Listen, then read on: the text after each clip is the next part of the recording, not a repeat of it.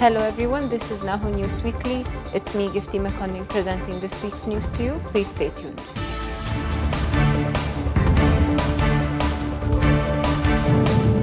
As we move on to our first news, Deputy Prime Minister and Minister of Foreign Affairs Demeqa Mekonnen held discussions with Sarah Montgomery, Special Envoy for the Horn of Africa and the Red Sea.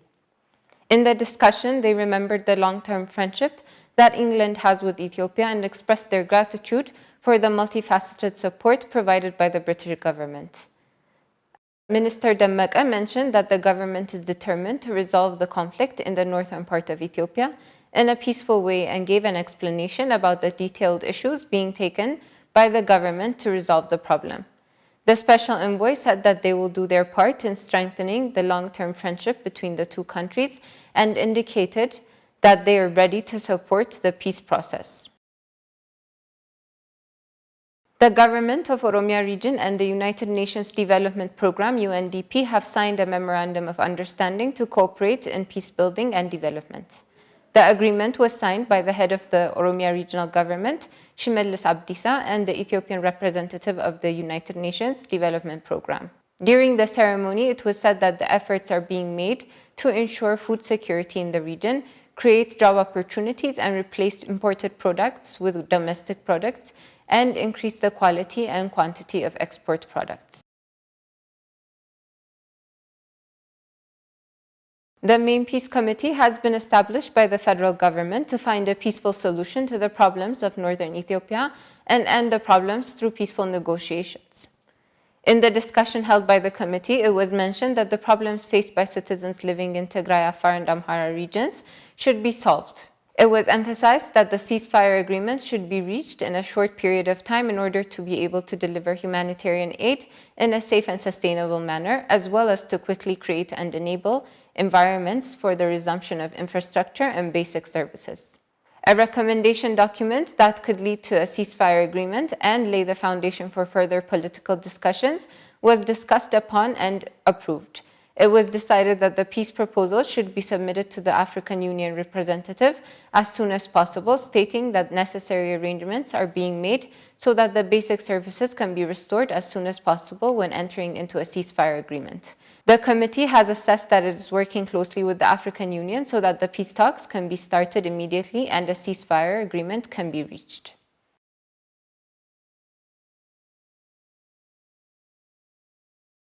Ethiopia and South Sudan have signed a memorandum of understanding that will enable them to work together to prevent terrorism, armed groups, and organized crime.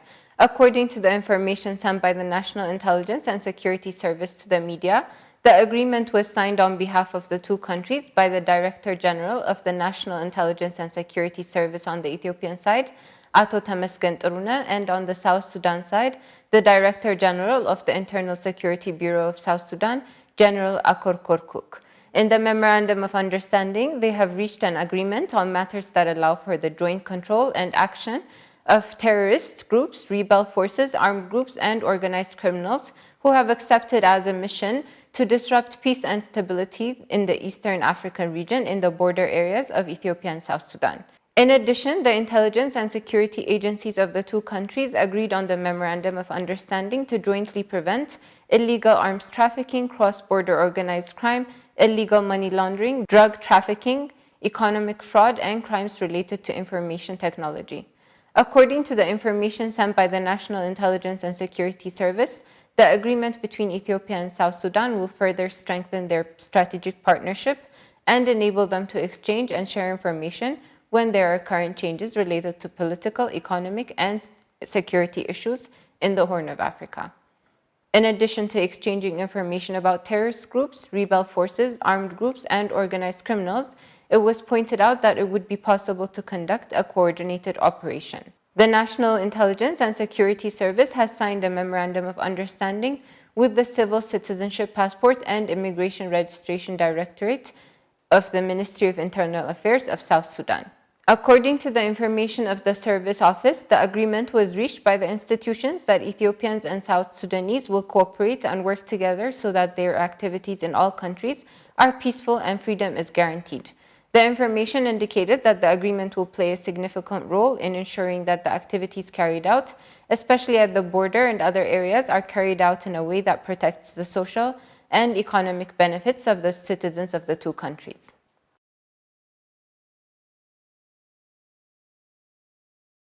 Cybersecurity summer camp organized by Information Network Security Administration in collaboration with Addis Ababa University of Science and Technology was held.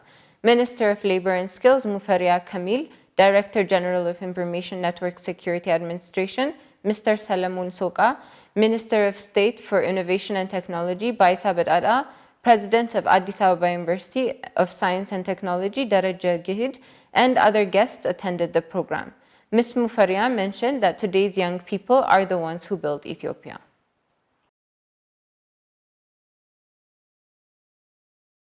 The head of the press secretariat of the Prime Minister's office, Pillane Siyum, said that the peace proposal approved by the main peace committee for a peaceful solution to the conflict in the north confirmed the government's commitment to a peaceful alternative. The official, who gave a statement to the international media experts about the current situation in the country, explained that the government has documented its determination to reach a ceasefire in the coming weeks in order to find a peaceful solution to the conflict in the northern part of the country.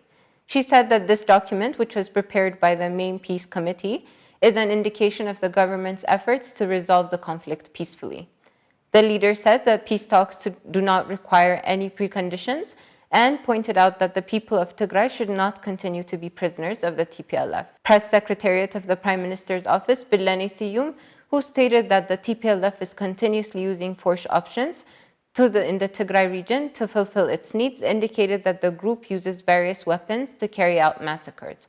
She explained that while the TPLF is carrying out all the evil activities, the government is giving priority to peace and is closely monitoring the situation.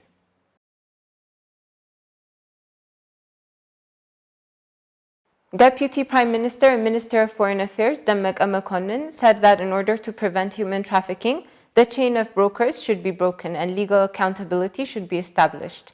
The annual meeting of the National Coordinating Council for the Prevention and Control of Crimes of Human Trafficking, Illegal Border Crossing, and Exporting Work was held under the chairmanship of Deputy Prime Minister and Foreign Minister Dammaqe Mokonnin. At the end of the meeting, he said that in the work instructions he gave on the issues to be done in the future, he said that work focused on preventing citizens from illegally migrating from Ethiopia to various countries and being abused should be carried out. He pointed out that the citizens should be taught not to migrate by creating a broad social movement and that the chain of illegal traffickers should be broken to solve the problem permanently. Ethiopian News Agency reported that showing that it is possible to work, change and develop in Ethiopia and establish legal accountability by breaking the chain of middlemen. For this reason, if it is necessary to issue new guidelines, they stated that the task of corrective ineffective laws will be carried out.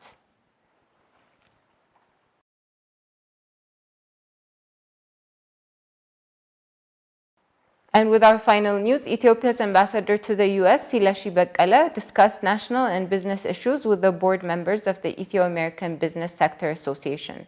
During the discussion, Ambassador Silashi explained about the reforms being implemented in Ethiopia. He also explained that the work being done so that Ethiopia can once again benefit from the market opportunity in AGOA. Subsequently, an agreement was reached to the Chamber of Commerce to work on connecting Ethiopian companies with American companies. Furthermore, the Ministry of Foreign Affairs spokesperson office has indicated that an agreement has been reached between Ethiopia and America to work together to increase trade and investment.